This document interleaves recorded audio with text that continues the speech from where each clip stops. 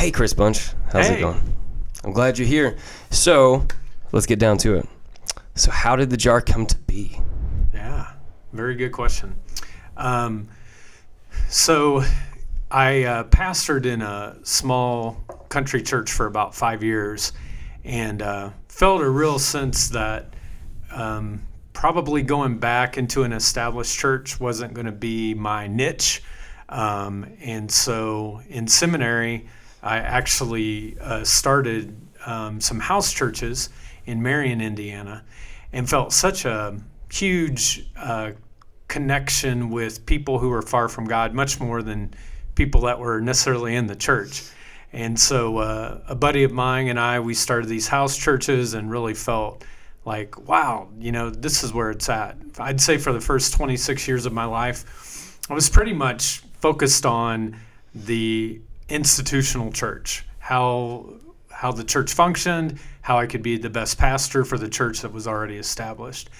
But then when we started doing these house churches, there was like this organic kind of feel of people coming and being very honest and open and transparent. And I was just drawn to that. And so after seminary, felt like God was calling us to plant a church. We didn't really know where it was going to be planted at.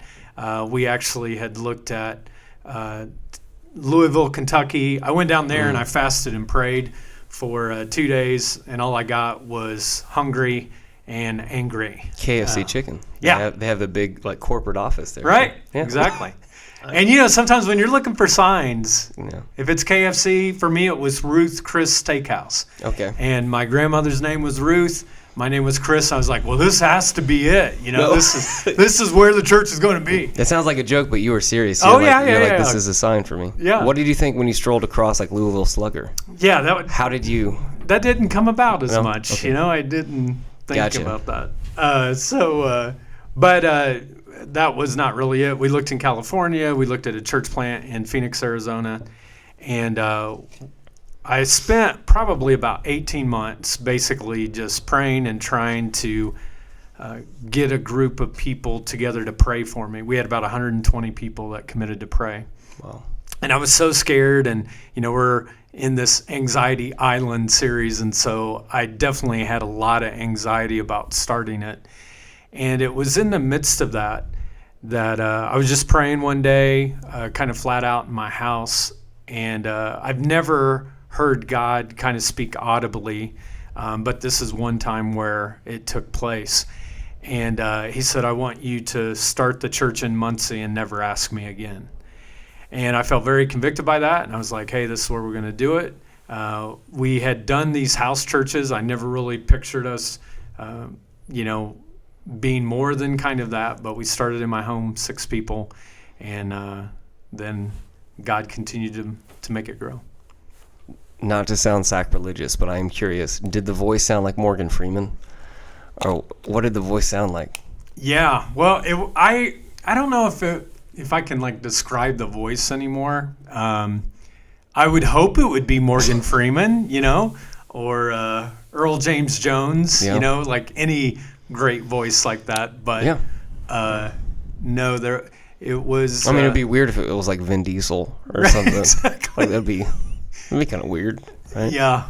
Or like Pee Wee Herman, that would be. You just turned millions of people away from from Christ is not Pee Wee Herman, but yeah. So it was not a Pee Wee Herman voice. It wasn't Pee Wee Herman, or Vin Diesel. It was not that. But James Earl Jones and Morgan Freeman. Yes. It was. All right. So you heard the audible voice, and Muncie was the direction that you were going towards. How from that point? How old were you? Were you 26 at that point? I had just turned, I think, 29. I was less than 30, so I was so excited about that. Yeah. And my wife, Jennifer, and I, she's a physician in the community, and we didn't have any children, so it was pretty much, just pedal to the metal, full on. We're going to go after this thing and go from there. So. All right. Kind of like with you leading worship. You know what I mean? Just full on. Pedal to the metal. Pedal to the metal. I don't think I would have ever described it as pedal to the metal. But wow, thank you. You're welcome. I guess. But yeah, so I want to take a step back because I am curious about before the audible voice, before the house churches in Marion. Like, did you have a desire from a young age to be a pastor ever? No. In fact, it's funny. Like as a kid, It's funny. I remember, I think I was 13, and in the denomination I grew up in, they had these things called father and son banquets or men and boys banquets. And I remember I was 13, and this guy who was a missionary in Nigeria, his name was Cato Petrie. We were at this, and he came up and he put his hands on my shoulders, which was kind of weird. And then he said, "I'm calling you into ministry." And I was like, oh, wow. And at first I thought, oh, this is really great. And then I pretty much was like Jonah for the next 10 years or so, just like, I don't ever want to be a pastor. Mainly because my dad was a pastor, and being a PK was not always what it cracked up to be. And so, I don't know, I wanted to do something else. Chris Bunch, were you a wild child? I wasn't wild till college, and then when college came, it was game on, baby. Child, yes. Yeah. All right, yes. Gotcha. I guess you're not a child at that point, right? Well, you're just wild, crazy person. Yeah. Well, this will help you. How old are you again? 26. 26. Okay. Well, they say the frontal lobe of a man does not develop until 26. So what a crock of crap. It has to be like 40 because it's not developed. But I know for me, like I just wasn't. Yeah. There wasn't a lot of maturity there. Riddle me this: what age do you have to be to where you stop doing stupid stuff? Now that I have not learned yet. So it doesn't sound like the frontal lobe is processed, does it? At least for the male, I think it's working until death. Like 70, 80 is... Yeah. Oh, we got sidetracked a little bit. So, that's all right. Yeah, so from that direction from God, coming into Muncie, what was that like? I'd love to hear everybody's like first Muncie experience or something. I mean... Well, it's interesting because Jennifer, my wife, actually did her first year of medical school here in Muncie. And I lived 2 hours away at the church that I had referred to earlier in Lafayette, or near Lafayette, Indiana. And she went through a horrible depression. It was our first year of marriage, so we only saw each other on weekends, if that. And we were like, we're never coming to Muncie. Like, we're never going to do this. And Jen was ready to quit medical school and all that. And God kind of opened a door for her to change schools to come to the Lafayette campus through IU School of Medicine. And so then what was ironic when we came for her residency, so fast forward 4 years later, we were pulling in, and Meyer had just been built. It was like, or had recently been built. And we were driving in, and both of us just felt like, wow, we think this is where we're supposed to be. And we would have never, like, it was our lowest choice, and God opened that door. And then later on opened it up because I think he had things even greater than what we saw at that time. At that point, we just thought, oh, it's going to be for Jen to be a physician, get her training here in Muncie, and then we'll go somewhere else. Yeah. And really love Muncie, have felt called to it. I got a sign in my yard. I love Muncie. How did the Y come to be? So, like, not everybody knows, and, I mean, I guess newer people to the jar now wouldn't know, but, like, how many years were you at the YMCA, the church, Church of the Jar? So we spent almost 2 years in houses. I think it was like 18 months. And when we first moved to the Y, I just went down and talked to the guys like, hey, we're a small church. We have like 20 people. We're meeting Sunday evening because we thought that was the cool time for everyone to meet. And so we met upstairs at the downtown Y, where there's kind of a child watch area. And we would meet at 6:30. And then we did that. And finally, we hired a consultant who told us, when do people go to church regularly in Muncie? Right. Like, if you looked at all the churches, and we're like, well, Sunday morning. And he said, well, why are you having church Sunday night? And I was like, that's a Yeah. That's a wise thing to think about. It's not like I was the son of a pastor or anything. Exactly. Spending my whole life going to church on Sunday morning. We were going to switch it all around. Everyone could sleep in, but it didn't really work, honestly. But then when we went to Sunday morning, people actually started coming, and we grew to about maybe 40 people, and then eventually moved downstairs to the gym, and we used half of the gym.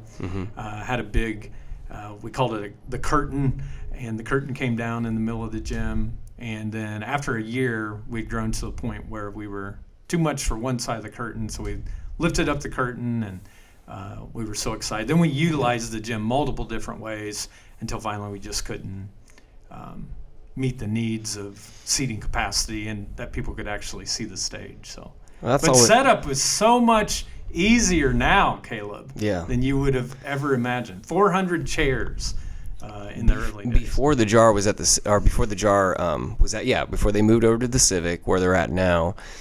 Because I was like interim for like 3 or 4 months at the Y. And so I was able to see that, but like I didn't see the evolution of what it was where you had the curtain and everything like that. But like physically, the stage was built every Sunday, like put together, that might sound like, oh, that's not a big deal. No, it was a huge deal. On top of that, how many chairs did you guys have right before the Civic? Like a celebration. Yeah, so we put out about 400 was what we would do. So once you got all the stage up, all the background stuff, everything that then you were like, oh, now we still have 400 chairs.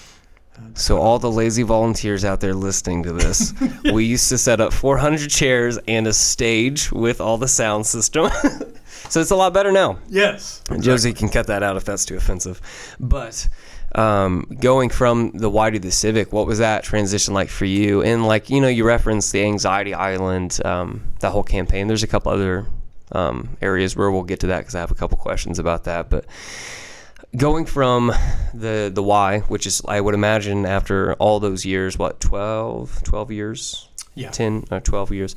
That was like your comfort, that was home, right? So leaving your home, going to the Civic, to this new place, what was that like as far as like questioning yourself, maybe even your faith, confusion, anxiety, depression? Like, did any of that kind of occur during that period? Yeah. And a new worship leader or worship pastor transition as well. Yes. That created the most anxiety, but everything else was pretty calm. The worship pastor thing? Yeah, I get it. No, we love Caleb, and we're so glad to. Yeah. Yeah, we do. We love him. You're ready for a raise, I can tell. All right, anyway, so, yeah, it was a huge move, and the main reason was because, like you said, you get comfortable with what you were. And I remember one day, I was walking out. I was the last person in the gym, and I was walking out the door, and it wasn't audible like when I felt a sense to start the church, but just kind of in my spirit, if you stay here, you will die.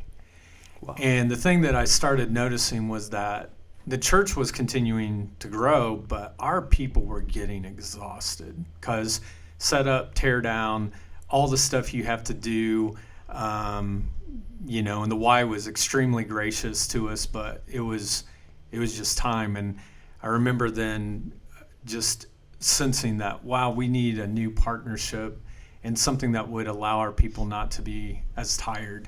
And when the Civic opened and some different people in the church had connections there, it just really opened it up. But to say that move was easy and all of that, it wasn't. It took us over a year to kind of plan for it and to figure out how that was going to do. And there's tons of anxiety. I remember, I think it was the week before we had our first Sunday there, and people were praying over the chairs and praying for other people. And at the end, I was just like weeping. And that doesn't sound like you. Yeah, exactly. I never cry. That never happens. But just so anxious. And but then, God has a way of like helping us to, when we're at the end of our rope, he somehow gives more than we could ever imagine, and has blessed us, tremendously. And Yeah, it's been a huge gift to be able to be at the Civic. Yeah, absolutely. So I know I have heard probably, I mean, at this point, maybe like 50 different weird, like, well, I mean, good weird, like first jar stories, like similar to like your first Muncie experience, but like people coming into the jar for the first time. It's always a very like unique experience, because like what I've noticed is like a reoccurring thing is that people will say like their perception was one way, they come in and then it's not that way. Like, oh, they thought this is the way church was going to be, because that's, in First Steps with Chris, we always hear different stories, but it's like the way traditional, quote unquote traditional church was, they come into the jar expecting like, oh, this is going to be traditional. It's not the case. And that seems to be like the most reoccurring thing. So was that an intention from you? Was that like, did you try to, when creating the church, and I know like we talked about, there's new elevations with the church going from the YMCA, the curtain at the YMCA, to the Civic Theater. Has the DNA, have you always tried to maintain the same DNA, or with like moving places and getting bigger, have you tweaked that, or like what kind of church did you want to create, and what kind of church do you hope to continue to maintain? Yeah, well, I would definitely say that our mission vision has not changed at all.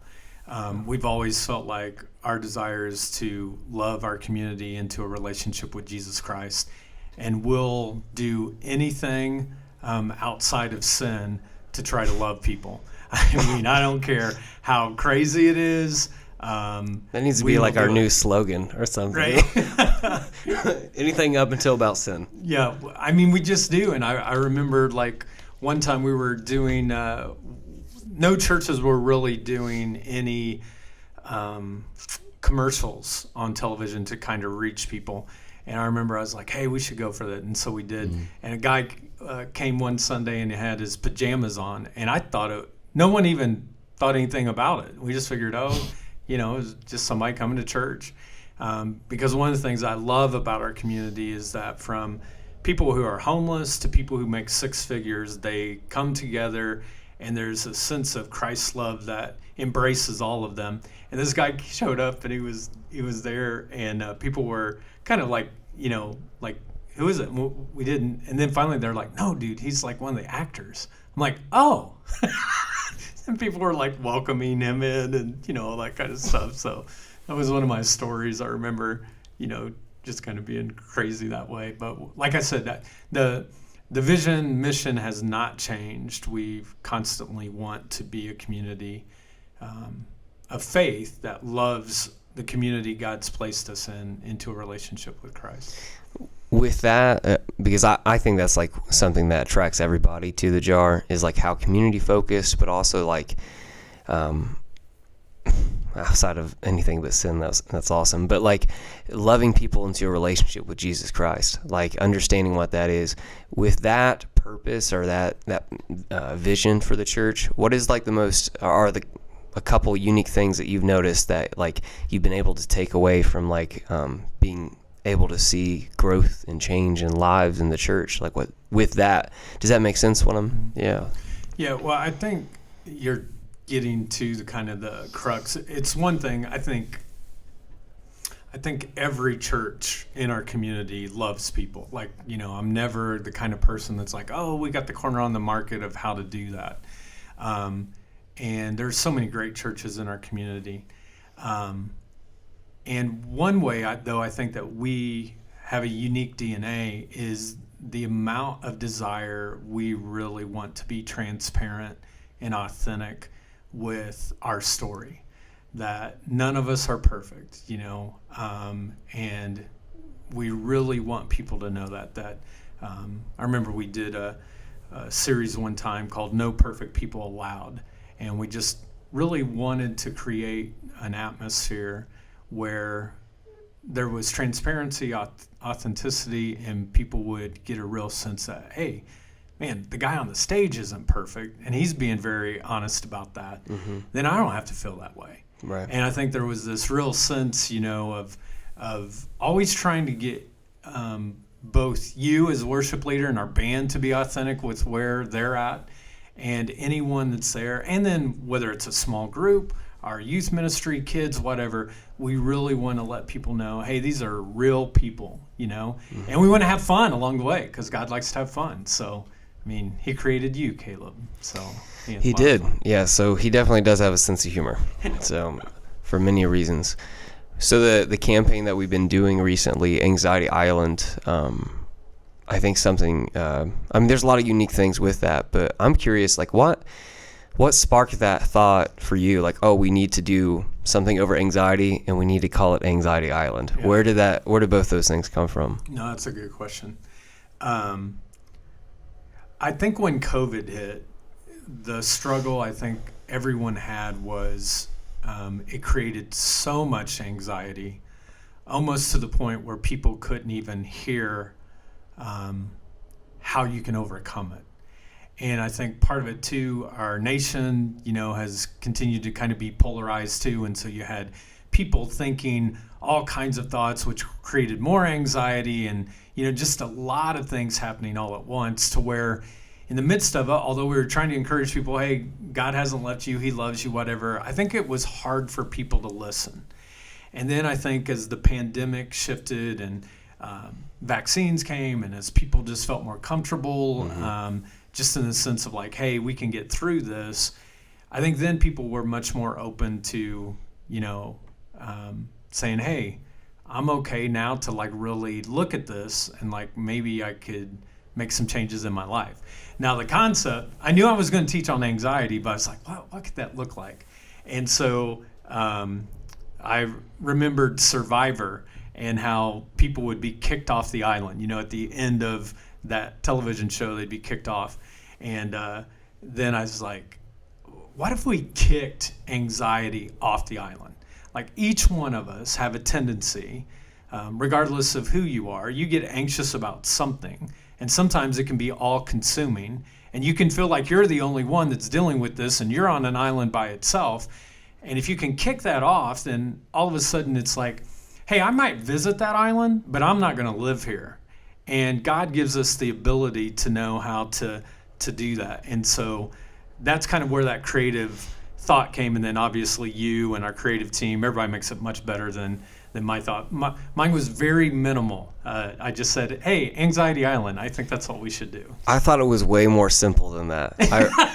That's so complicated compared to what I thought, like Robinson Crusoe was on an island, right? Like alone, scared up. Okay, well, Anxiety Island, like that's where, like you want to get off of Anxiety Island. Like that, in my mind, that's not Survivor where they're voting off. Like I didn't think that at all. Jeez, disappointment. Like, okay, gotcha. All right, Survivor Island. Yeah, well, and I remember there was another show, and my wife said, no, don't call it that. It's called Temptation Island, and that was a whole nother island.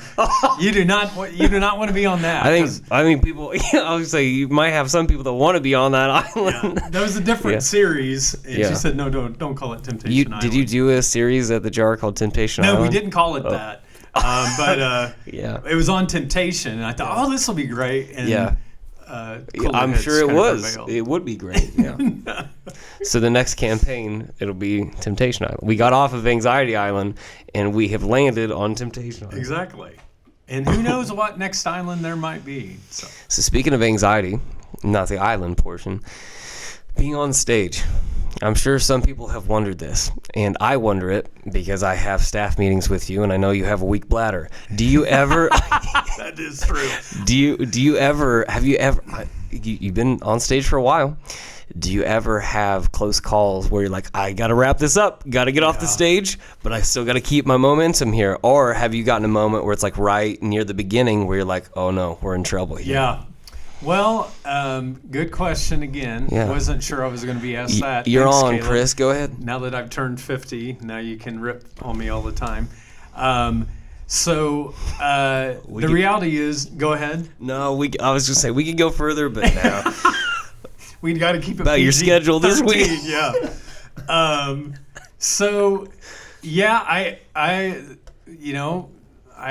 There's no doubt on the staff. Now that I'm kind of fumbling with my words, I use the restroom more than anyone else during staff meeting. But on stage, I typically I'm anxious. This is what people never, they're like, I bet you feel like a pro. Dude, I feel totally inadequate every single time. Sometimes I'm like, I have nothing to say. Well, this last Sunday, I was dealing with something. I'm like, Caleb, you just got to pray for me. And then, anyways, thank you for doing that. Yeah. But it was not. I never feel like, oh, I've got this. Like I truly feel a sense of like, man, I don't know. If God doesn't show up, this isn't going to be it. And luckily, He does every time, and He does what He wants to do in spite of me. But I've never had to feel like I had to leave at the beginning.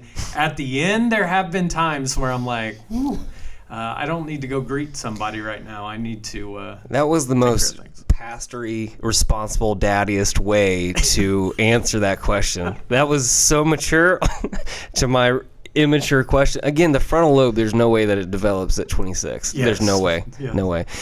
But I will be honest with you, like it's never been like peeing on the stage. I'm not worried about that. Come on, let's be real. It's farting. That's the biggest thing. I mean, I'm scared to death about like there's moments. It's like there's two fears I have, Chris. It's my fly being undone. That's the biggest fear, like huge fear. And I know it's irrational because it's easy to check that before you go on the stage. But sometimes, it'll just hit me like a flashlight, and you're like, hey, is your fly down right now? You're in between the songs right now, because you can't check. It's not like you can be like, all right, guys, let's worship. All right, here, let's go. And so, yeah, it's a real struggle, and I'll be honest with you, it is a piece of that really just adds to my anxiety. So now, what's the other fear then? That and defecating on myself on stage.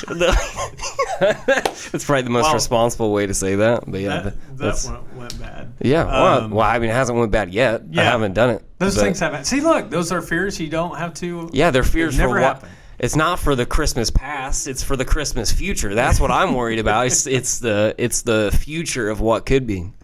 So you didn't think I was going to ask you questions like this? No. You're like, Caleb, what kind of questions are you going to ask me? I'm like, oh, they're all really responsible questions. Yes. And I even seen the questions, but now I have you on camera. I can ask anything I want. That's right. I'm in your house. So what's your view on politics? No, I'm just kidding. But God loves all politicians. That is my view. Man, gosh, good answer. Good answer. And as far like still on the anxiety wave regarding islands, I guess. What is a verse that has been like on your heart? Because this is something like that coming to the jar. You've always been really big about like, hey, guys, let's develop a word, or let's develop like a verse for your year. And I've kind of taken that in some different directions as well. Like for me, sometimes like it might be a week where I just have like a verse for me. Like this is my verse for the week. Sometimes it's just for the day, honestly, just to get me through some areas, some seasons of my life. But for Anxiety Island, for this campaign, has there been like a verse or maybe multiple verses or a story that has kind of been with you throughout the last couple of weeks? Well, obviously the scripture that we've looked at, the whole series, Philippians 4:5-7, that's critical. But it's funny for me, so often I've already written and I've thought through, and so sometimes that's not the verse that hits me during the series, although I'm working, because I've worked through that a lot before. But my life verse has always been Proverbs 3:5-6. Trust in the Lord with all of your heart, lean not on your own understanding. In all of your ways acknowledge Him, and He will make straight your paths. But it's interesting, the last couple of weeks, I don't know why. It's probably because I battle pride, because I think everyone does. And there's a passage in James 4:6 that says, God opposes the proud, but shows favor to the humble. And I've been thinking about that, about what does it mean to get favor from God, and what that means is to be humble. And when we humble ourselves, many times we don't have time for anxiety because we're living down a road of humility and we're not trying to be more than we are. And so these verses on humility over the last couple of weeks have really kind of kicked in the most. So I love that.